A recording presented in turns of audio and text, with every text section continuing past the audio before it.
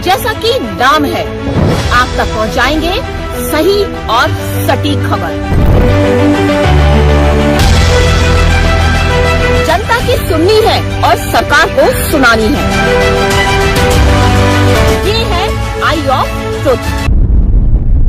नमस्कार दोस्तों, आप देख रहे हैं आई ऑफ ट्रुथ और मैं हूं आपके साथ अनुजैन रोहतगी। लोकसभा चुनाव बिल्कुल करीब है। मोदी की रणनीति इन चुनावों में जो कहा जा रहा है, प्रचार किया जा रहा है कि 400 सीटें लानी है, तो हवा में बातें नहीं हो रही हैं। अगर आप ध्यान दें तो मोदी की रणनीति बहुत ही स्पष्ट है कि वो कैसे 400 सीट लाएंगे और इसके लिए जो हिंदू वर्ग है उसके वोट तो लेने की पूरी कोशिश की जा रही है। तमाम तरह के जो काम किए जा रहे हैं हिंदुओं को लुभाने के लिए वो तो चल ही रहे हैं, लेकिन साथ ही मुस्लिम समुदाय को भी लुभाने की पूरी कोशिश की जा रही है, क्योंकि उनके मत भी मायने रखते हैं और उनके बिना, मुसलमानों के मत के बिना 400 सीटें नहीं आ सकती। ये बीजेपी को पता चल गया है और मोदी जी भी इस बात को अच्छी तरह से जानते हैं। तो जो ये रणनीति चल रही है उसके बारे में आज हम चर्चा करेंगे कि किस तरह से हर समुदाय को साथ लेकर के चल रहा है बीजेपी, ये तो बात है ही, लेकिन क्योंकि हिंदू और मुसलमान दोनों के वोट बैंक जो हैं वो इतने हैं कि उसको साथ जब तक नहीं रखा जाएगा, जो बीजेपी का टारगेट है 400 सीट, वो नहीं हो सकती है।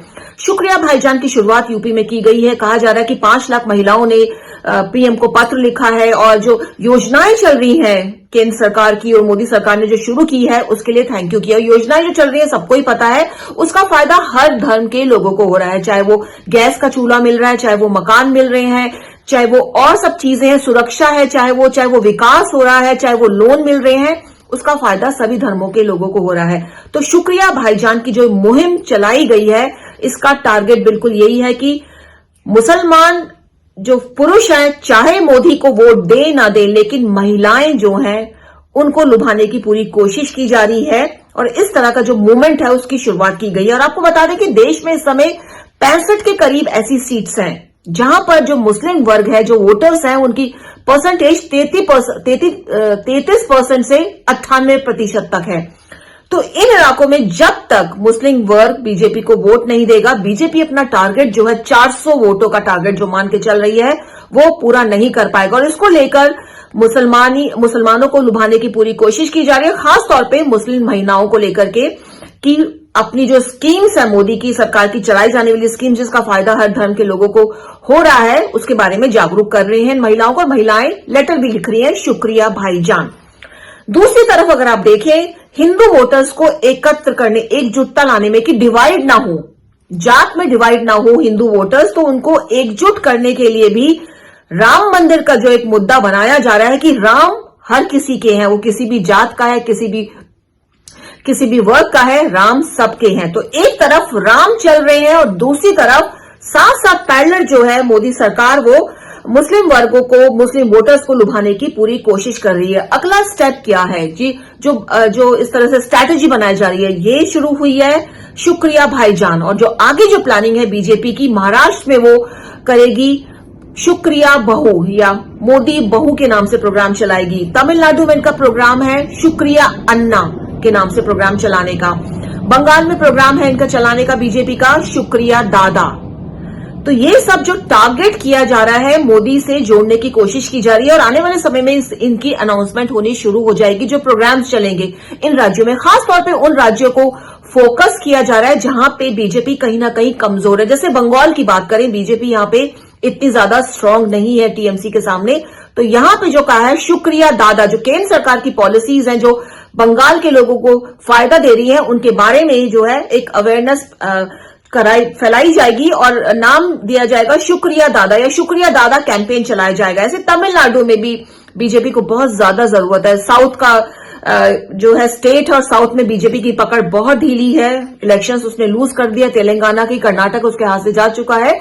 तो वहां पे शुक्रिया अन्ना करके प्रोग्राम चलाया जाएगा। और इसी तरह महाराष्ट्र की बात करें, चैलेंजेस है महाराष्ट्र में। ये बात अलग है कि उद्धव ठाकरे ग्रुप टूट गया है, पवार ग्रुप टूट के बीजेपी के सामने आ गया, लेकिन बीजेपी अपनी पोजीशन स्ट्रांग करने के लिए वहां भी शुक्रिया भाऊ करके प्रोग्राम चलाया जाएगा। मोदी को शुक्रिया किया जाएगा, भाऊ करके जो बड़ा भाई है उसको कहा जाता है, भाई को कहा जाता है भाऊ।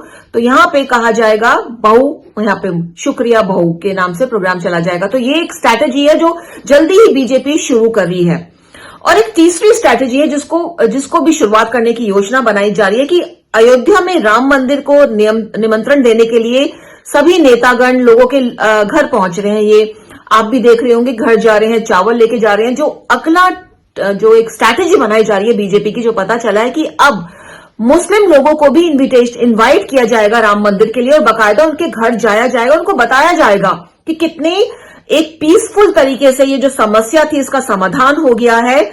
मस्जिद भी वहां बनी है अयोध्या में, उनको जगह मिली है, राम मंदिर भी बन गया, और जो कहा जा रहा था कि खून खराबा हो जाएगा, बहुत ज्यादा आपस में दीवारें खिंच जाएंगी, ऐसा कुछ नहीं हुआ। बहुत ही शांति पूर्वक तरीके से राम मंदिर का निर्माण हो रहा है और मुसलमानों में ये बात समझाई जाएगी और उनको इनवाइट किया जाएगा बीजेपी की तरफ से। अब जो नेता लोग हैं वो मुस्लिम घरों में भी जाएंगे और ये बात समझाएंगे कि मोदी के रहते ही ये संभव हुआ है, नहीं तो ये झगड़ा चलता रहता और हिंदू मुसलमान की जो एक नफरत की दीवार वहां बनी हुई थी वो बनी रहती। लेकिन अब बहुत ही शांतिपूर्वक तरीके से इसको निपटाया गया है, तो मुसलमानों को भी राम मंदिर में आने का निमंत्रण आने वाले समय में दिया जाएगा।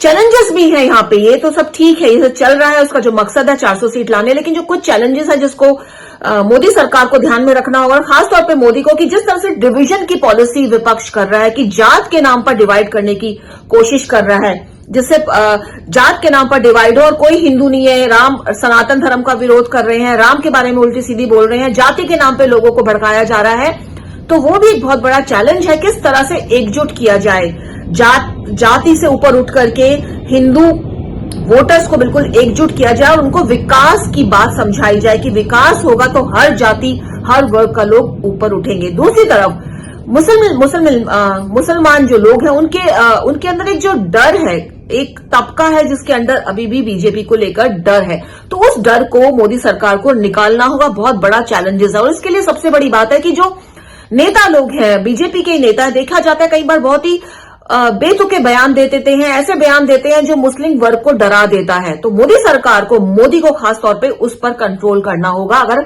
मुसलमानों का दिल जीतना है। मॉब लिंचिंग के केसेस जो बढ़ रहे हैं देश में, उनको रोकना होगा, थामना होगा। अगर बीजेपी चाहती है कि आने वाले इलेक्शन में लोकसभा में उसको 400 सीटें मिले और मुस्लिम भी आगे आए, उसके जो काम किए हैं उसको प्रेस करें और डर खत्म हो मुस्लिम में, तो जो मॉब लिंचिंग के नाम पर जो पिटाई हो जाती है, मार दिया जाता है लोगों को, मुसलमान को, खास तौर पे मुस्लिम लड़कों को, उस पर कंट्रोल करना होगा। गौ रक्षा के नाम पर जो ये सब हो रहा है, गौ रक्षा के नाम पर जो माइनॉरिटीज के साथ कभी कभी अत्याचार हो ही जाता है, चाहे इस बात को बीजेपी के नेता स्वीकार करें या ना करें, बट गौ रक्षा का जो कुछ कहते हैं, कुछ लोगों ने ठेका ले रखा है और उसके नाम पर वो कहीं ना कहीं माइनॉरिटीज के साथ अत्याचार कर देते हैं। तो इस पर भी ध्यान देना होगा बीजेपी को। जैसा कि हम पहले बता चुके हैं कि अगर उनका टारगेट है 400 सीट का टारगेट, अगर बीजेपी को कंप्लीट करना है तो उनको मुस्लिम वोटर्स को अपने खेमे में लेना ही पड़ेगा। ये बात अच्छी है कि मोदी सरकार ने बहुत से ऐसे काम किए हैं जिससे फायदा हुआ है हर धर्म, हर जाति, हर वर्ग के लोगों को, मुसलमान लोगों को भी फायदा हुआ है। और मुस्लिम विमेन, जो महिलाएं हैं, वो तो मोदी सरकार को वोट देती हैं, ये बात आंकड़ों में भी सामने आई है। लेकिन अब एक कंबाइंड वोट चाहिए अगर 400 सीट लानी है, और खासतौर पे उन जगहों पे फोकस करना है जहां पे मुस्लिम संख्या बहुत ज्यादा है। जैसे कि हमने पहले बताया कि 65 के करीब ऐसी सीटें हैं जहां मुस्लिम मतदाता बहुत ज्यादा है। तो इन सब चीजों पे मोदी सरकार को फोकस करना पड़ेगा अगर 400 सीट लानी है। हिंदू को भी साथ लेके चलना पड़ेगा, मुस्लिम वोटर्स को भी साथ लेके चलना पड़ेगा, दोनों के बीच एक तालमेल बिठा के चलना है अगर स्ट्रैटेजी जो है विपक्षी गठबंधन जो स्ट्रैटेजी है उसको खत्म करना है। क्योंकि विपक्षी गठबंधन साफ तौर पे इस समय देख रहा है कि डिवाइड की नीति अपना रहा है, डिवाइड एंड रूल की जो नीति है ना, कि जाति के नाम पर बिखेर दो, कोई हिंदू नहीं है, सब जातियां हैं अलग अलग।